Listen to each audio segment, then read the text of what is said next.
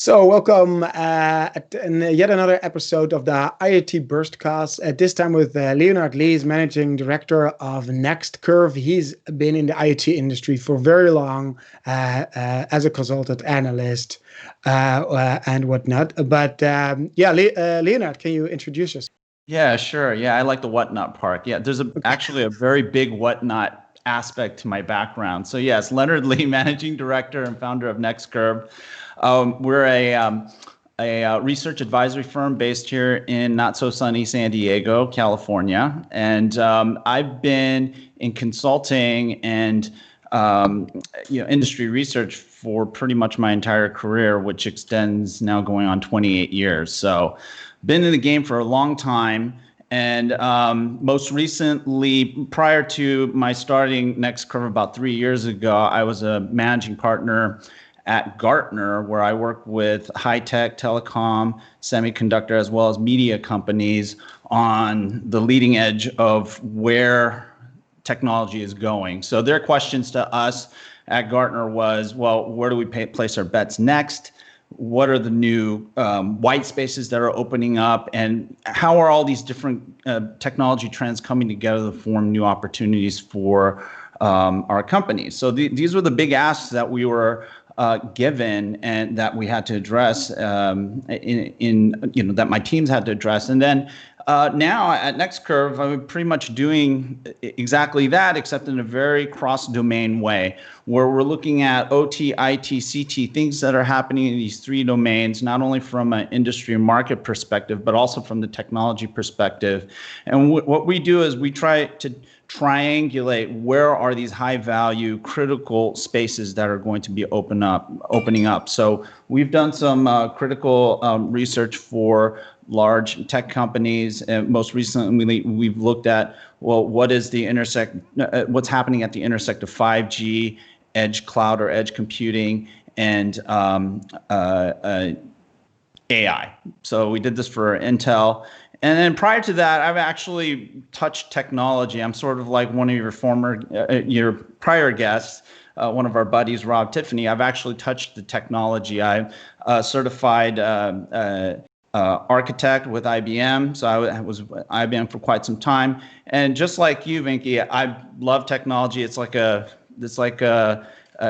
candy shop for me, But one of the things that I know that is important is that for us in the technology world, we need to make the technology relevant, and that's what we're all about at NextCurve. And thank you for having me. I'm really excited to have this conversation with you. Great. So the main topic is about, does IoT repeat itself? And I was just super curious. Like personally, I am in IoT for only 5 years. But I would love to hear, like, when you worked at Gartner, what were your expectations? Where were you like completely on spot, and where were you wrong? And actually, if you're doing these analysis right now, are you actually doing doing something different? Yeah, I mean, I think you have with Gartner, the work that we did there, you're typically doing the traditional research, industry research, forecasting and such. I mean, that ends up being sort of this basis for your the work that you do. But the thing is that IoT for the IT industry, and keeping in mind that Gartner's legacy is really around IT, is a relatively new thing, right? You go around, you talk to a CIO about IoT, they know it at a conceptual level, but you're hard pressed to find CIOs who are actually in the trenches working some of these quote unquote IoT solutions. It's a reality. It's a sad reality, but it is. Well, it might not even all be that sad, because they might not even care, because they might report to the CFO. They need to. They're all about bringing costs down and providing a higher level of service for what you consider traditional IT. So it's when you look at IoT and how it's evolved from M to M, and these the OT legacy that it's had and it continues to build upon, you do have to think about the opportunities differently, because even on the OT side, they have a recognition are starting to have a recognition that things are becoming more IT-like, right? So we hear about IT concepts like cloud computing, and now AI.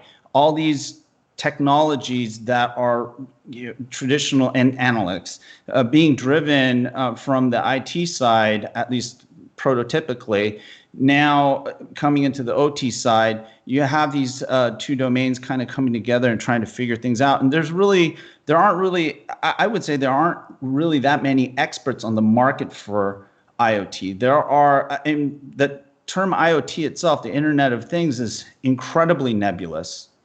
And Vinky, let me ask you, it's like when you ask people, well, what is the Internet of Things? How many different kinds of answers do you get one clear interpretation or definition of why IoT is? No, and I always think like when we stop talking about IoT, it's there, right? So it's like such a container thing. Somebody thinks it's connectivity, somebody think it's AI, somebody, and in essence, it doesn't really matter, right? It's a category of technologies that solves, if we're doing it right, solves a business problem, Right. and that is and what we see is that you have different paradigms that look at it and claim it. So you have a telco paradigm that looks at it. Yeah. They implement IoT in a telco way with subscriptions and SIM card like solutions. Then you have the cloud, and the cloud providers, they implement it in a cloud way. They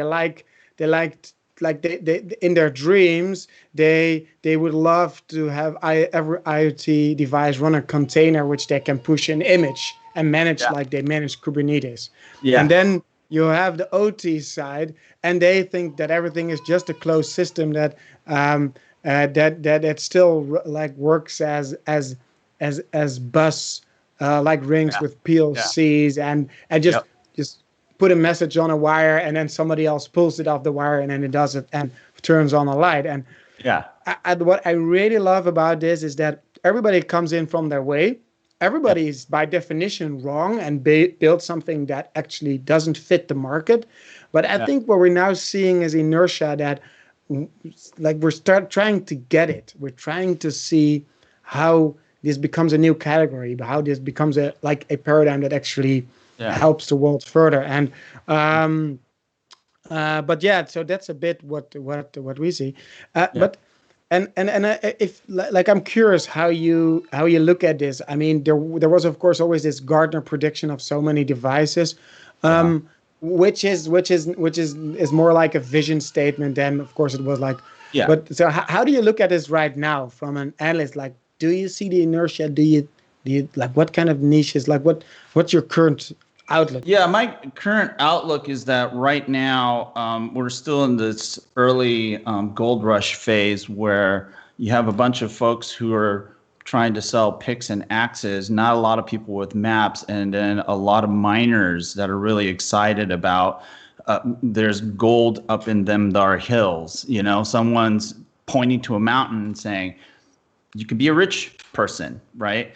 And we're at this early phase of, let's say, a gold rush cycle. And, I know this pretty well because I actually was working in the Silicon Valley during the first .com. So I was right in the thick of all of that, working with some of these new, quote unquote, internet companies, right? Like today we have IoT companies. Back then it was internet companies, likes of Alta Vista and Yahoo and companies that didn't even know what their business models really were,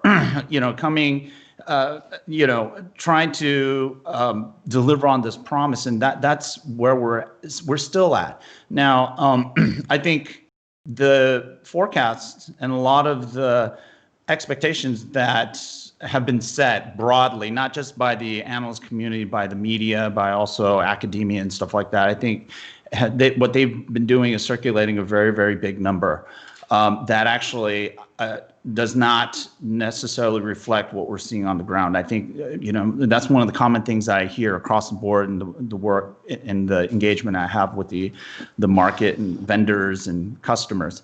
The thing is that there's only so much gold out there. and there's a lot of folks chasing it. And in order to, and this is just like the dot-com era, where everyone was telling, there were people going around saying that the valuation is dead. There's this new dot-com valuation. Well, no, valuation never died. What ended up happening is it got upturned by speculation. And I think the important dynamic that's going to play out with IoT is that there's going to simply be a rationalization. So your earlier question, is IoT going to repeat history? Is like, absolutely yes. We do this all the time. So there's no question that this is seems to be a human thing. But one of the important things is for forums that bring together experts to really kind of figure out what the map is, because the industry, if you want to call it the IoT industry, we need a map. We need a compass to take us to where the end markets can unleash the value of what we're calling or we think is IoT. That's what's needed, and that usually comes after. Right? There's a couple of people who can point to the mountain. Eventually, it's the folks who have clarity of vision and are able to look past all the hype. They're going to be able to sit there and triangulate exactly where the load of gold or silver or whatever it is, the IoT value is going to reside. And so I think we have a lot of work to do ahead of us. I think one of the big challenges for the IoT industry is the fact that actually the pot of gold might not be as big as we think it is, especially these estimates that talk about the economic impact of IoT. We need to be very cautious about those types of claims. In fact, your audience, I would encourage them not to just take these numbers face value. I get approached by companies all the time saying, hey, look, we have a TAM of like X billion dollars and we're going to take, 2% of that and we're all going to be rich. It's like, no. Well, okay, I know the numbers that you're talking about. I know the analyst firm that you're quoting. How did you come up with that number, right? So the question that I asked the VCs, the questions I asked startups, these guys that are coming up and pitching and trying to validate their ideas with me, that's the first question I asked them is, where the hell did you get these numbers? They should be asking the same question to the people who give them the numbers. How did you get this number? So if it's X trillions of dollars in 30 years from now, which number one, that's a red flag. No one can predict how big a particular market is or the economic impact is of a technology 30 years out or 10 years out, even 5 years out. So there are all these simple red flags, common sense things that the industry should be asking. And then as soon as you start doing that, we start to have more sensible discussions, right? Yeah.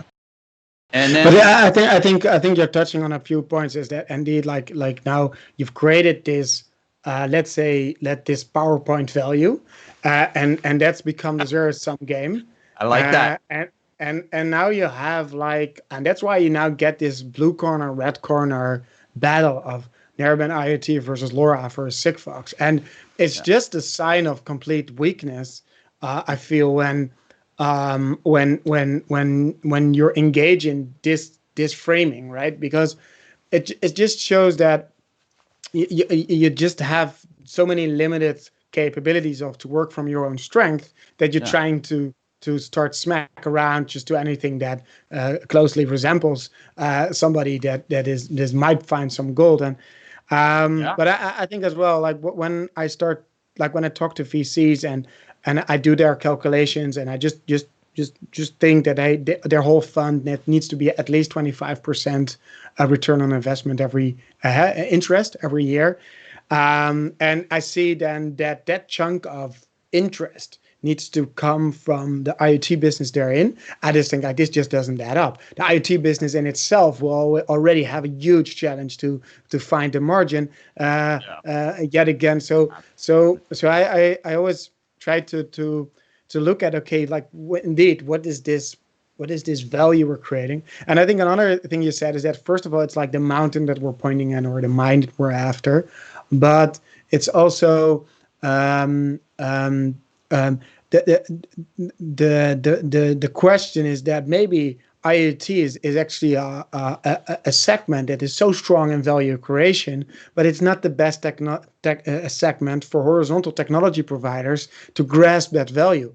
And I think that's being consistently let's say, overestimated. And yet again, like there's one truth in technology is that value will only stream down from starting at end user value. And I think you were talking about a map. This is the map. Even nowadays there's just too many people that Right. don't build their technology based on the assumption that it needs to, let's say, trickle down, which has a strange. And you're making an absolutely vital point here, is that the gold is where the end market is, right? That's the value that the end market is going to receive is really defines now what is available in terms of opportunities downstream, down to the folks who make the modules, right? Or even provide the connection services. So, having these forecasts that qualify the market size by connections, or the number of modules sold, or the number of endpoint devices, whether it's a refrigerator or all, I mean, they throw everything into this thing called IoT. It's like incredible to come up with these massive numbers. That's not going to matter. At the end of the day, sometimes you're double counting, you're triple counting, quadruple counting, and then you're getting misled. What's really, really important is for companies to really focus on what are the archetypical values that you can help the end market with, right? And I kind of boil it down to just really two things. Is number one, what is the value of visibility? Okay. Then what is the value? Because at some point you're going to have visibility, you're going to have the analytics, you're going to have orchestration, and then the very end, when you apply all the fancy AI stuff and go poof, here's the pot of gold at the end of the rainbow. What it ends up being is something that looks like 7 Sigma.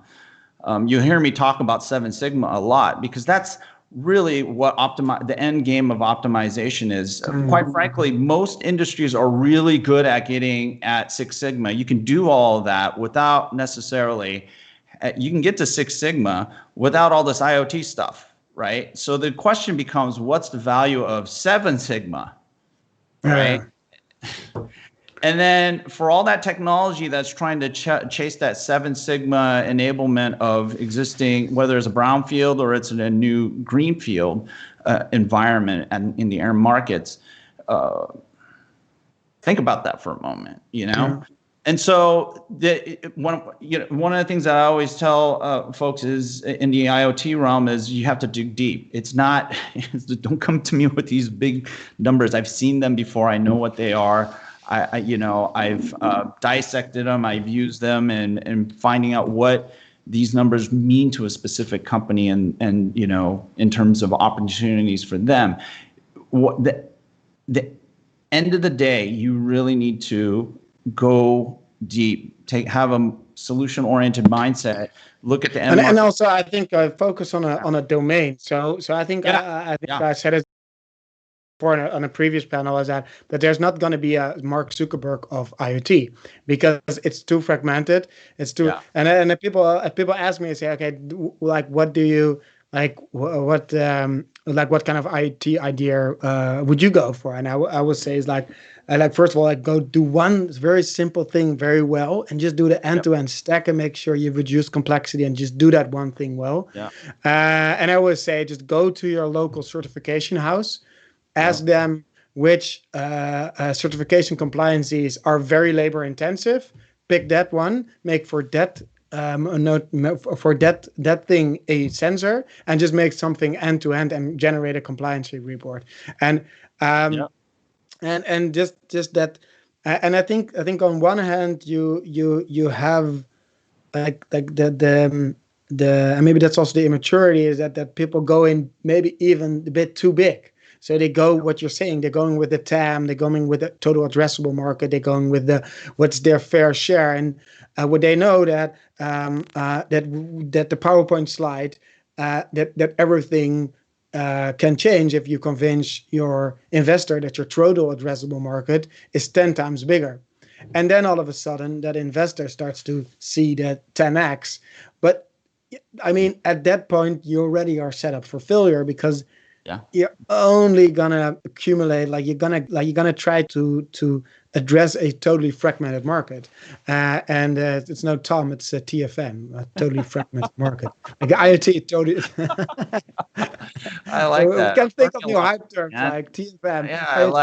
Yeah, you have the best acronyms. No, you're spot on a bunch of stuff. One of them is definitely to make things simple. And you've probably you hear Rob Tiffany say this all the time. Yeah, keep it simple.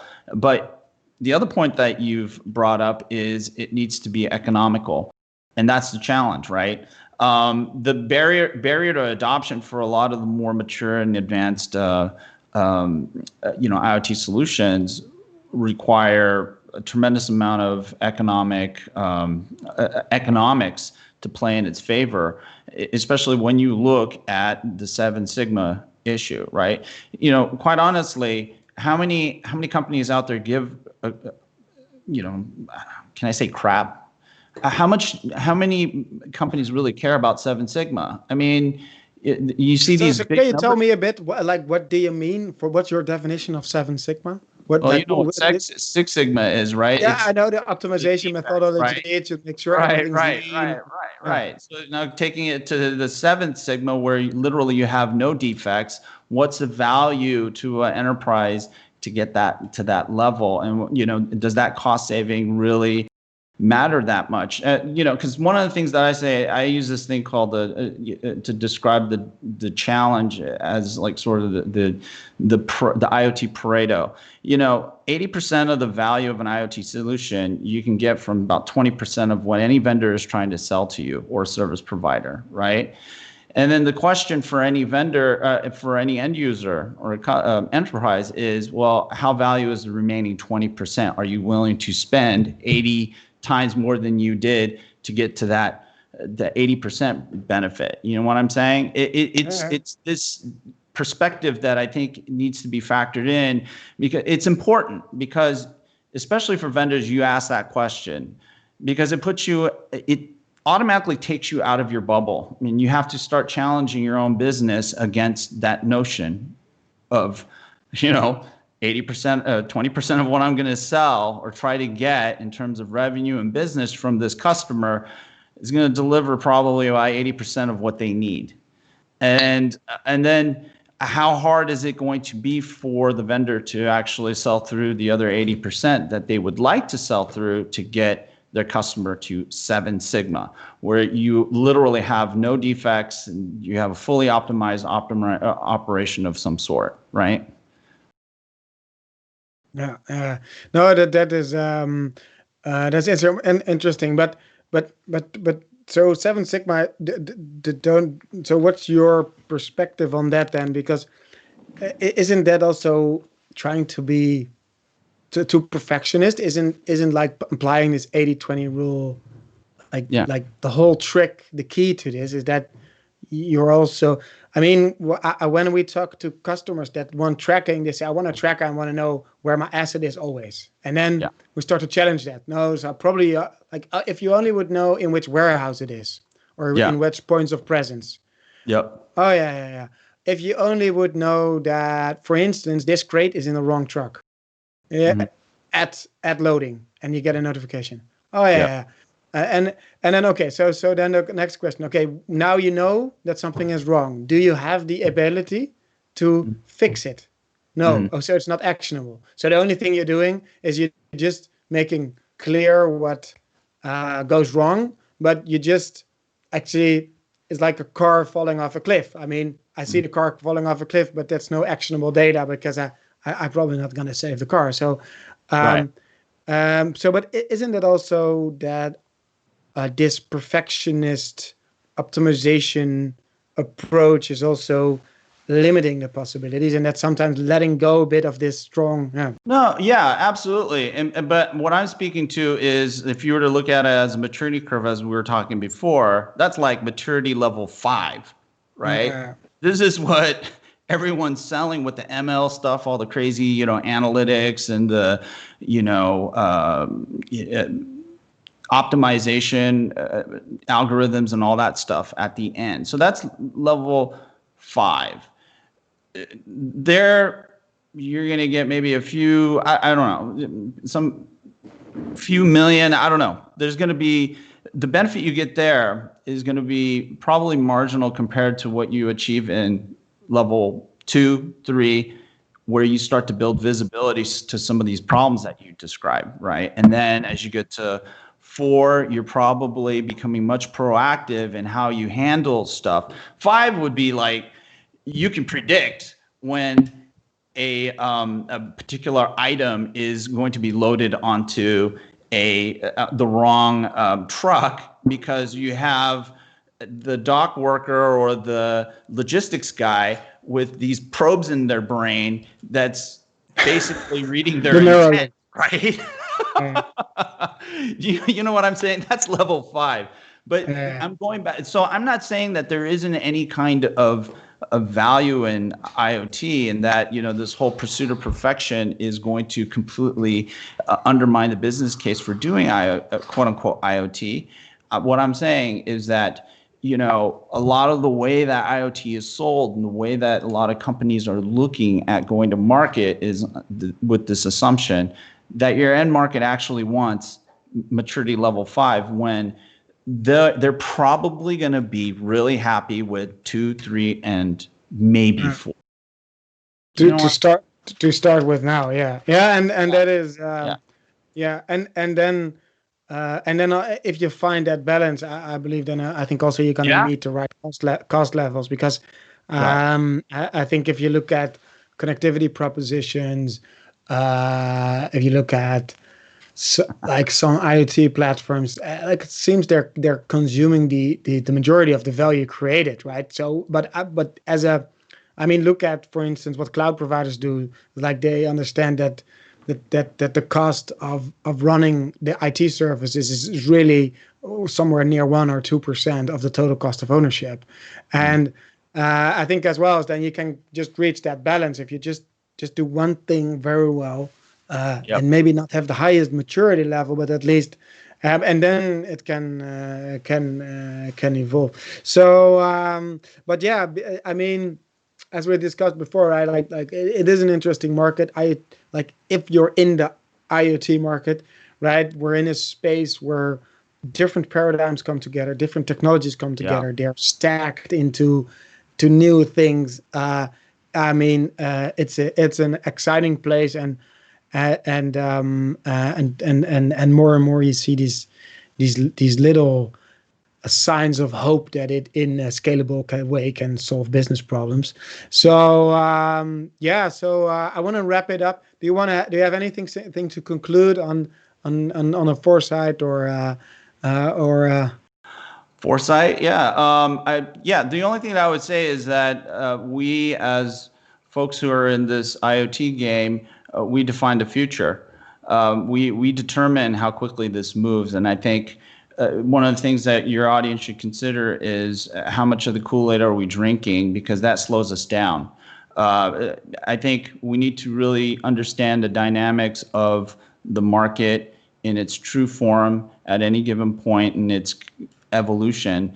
And the more that we can focus on that, hone in on that, the less of the hype-driven distractions that we have, and the better clarity that we're able to achieve as we move forward. That's something to think about. When we're in the midst of a hype cycle as we are right now, although it seems to be a really long one, because I've been working IoT for almost a decade now, it's something to be mindful of, especially as these new folks are coming into the game and who might not know the legacy of IoT and where it came from. I think, they can use some advice from folks who have some foresight and where things are going in a practical and, an experienced way. No, I think that's right up our alley. Just no nonsense. Yeah. Don't create a bubble, and just be realistic, and stop chasing the bubble PowerPoint you made 5 years ago. Yeah, it's not gonna happen. Yeah. So let's conclude it with that, with a good sense of realism, and I mean, can agree more that only if we deflate the bubble, then we can start Yeah. building on creating true value. So let's end up with that. Yeah, and I can History. guarantee you have several of your audience members with a big smile on their face because this is what they want to hear. For sure, for sure. So I want to thank you very much, and I'll Thanks for put all having the me. links below. And then, yeah, thank you for your time. Thanks. Pleasure.